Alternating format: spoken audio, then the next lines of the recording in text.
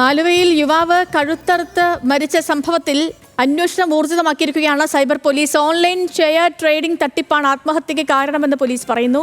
തട്ടിപ്പിൽ യാഫിസിന് 1.45 ലക്ഷം നഷ്ടമായിരുന്നു. യാസിഫിന്റെ ആത്മഹത്യാക്കുറിപ്പ് പോലീസ് കണ്ടെത്തിയിട്ടുണ്ട്. സഹിൻ ആന്റണിയാണ് ചേരുന്ന വിവരങ്ങളുമായിട്ട്. സഹിന, ഈ ആത്മഹത്യാക്കുറിപ്പിൽ എന്തൊക്കെയാണ് പറഞ്ഞിരിക്കുന്നത്?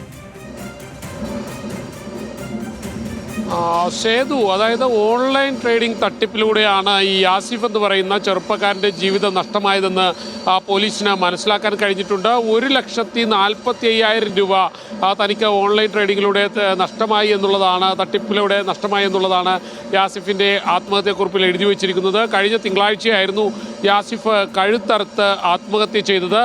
യാസിഫ് അതിൽ എഴുതിയിരിക്കുന്ന ഒരു കാര്യം 85,000 രൂപയോളം തൻ്റെയും 60,000 രൂപയോളം അച്ഛൻ്റെയും നഷ്ടമായി എന്നുള്ളതാണ് യാസിഫിൻ്റെ പരാതിയിൽ ചൂണ്ടിക്കാണിക്കുന്നത്. എന്തായാലും യാസിഫിൻ്റെ പരാതി ഈ ആത്മഹത്യക്കുറിപ്പിൽ ചൂണ്ടിക്കാണിക്കുന്നത്. അതുകൊണ്ട് തന്നെ പോലീസ് ഇത് സംബന്ധിച്ച ഒരു അന്വേഷണവും ആരംഭിച്ചിരുന്നു.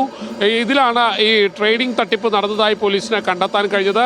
ഇപ്പോൾ സൈബർ ഡോം പോലീസ് ഇത് സംബന്ധിച്ചുള്ള അന്വേഷണം ആരംഭിച്ചിട്ടുണ്ട്.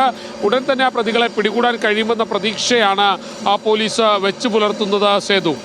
ഓക്കെ, സഹിൻ ആന്റണിയാണ് വിവരങ്ങൾ നൽകിയത് കൊച്ചിയിൽ നിന്ന്.